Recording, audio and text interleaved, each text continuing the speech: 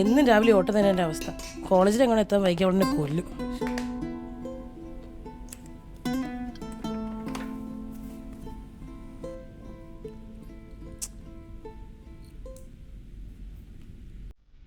അമ്മേ ഒന്ന് വേഗം വരോ, ഇങ്ങനെ എപ്പോഴും വരിക എനിക്ക് ഫൈനൽ എക്സാമിന് അറ്റൻഡൻസ് ആണല്ലോ കേട്ടോ.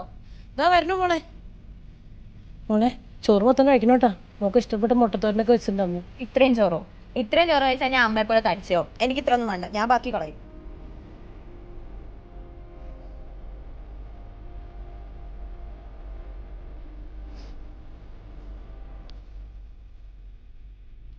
അതൊക്കെ നമ്മളെ കോളേജിലെ വിശേഷം. ഒന്നുമില്ല. ഞാനേ രാജേന്ദ്രനെ കണ്ടായിരുന്നു. നിങ്ങളുടെ കോളേജിൽ പിയൂണില്ലേ, അവൻ അടുത്ത മാസം റിട്ടയർഡ് ആവുക. ഞാനും അവനും ഒരുമിച്ച് പഠിച്ച. ഇത് നോക്കിയേ, 50 വയസ്സ് കഴിഞ്ഞ ഫാഷൻ ഷോയാ. നമ്മളമ്മ ഇതൊക്കെ ചെയ്ത കോമഡി ആയിരിക്കും അല്ലേ? ഇങ്ങനത്തെ ഡ്രസ്സൊക്കെ ഇട്ടിട്ടൊന്ന് ആലോചിച്ചേ.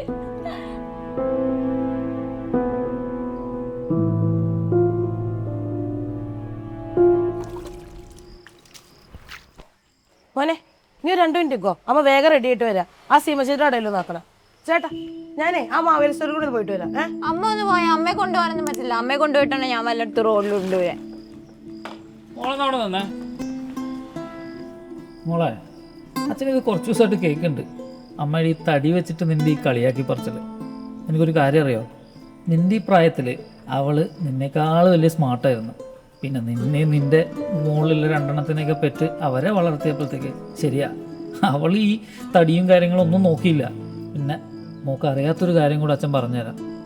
നിൻ്റെ കോളേജിലെ പഴയ കബഡി ടീം ക്യാപ്റ്റനായിരുന്നു നിൻ്റെ അമ്മ.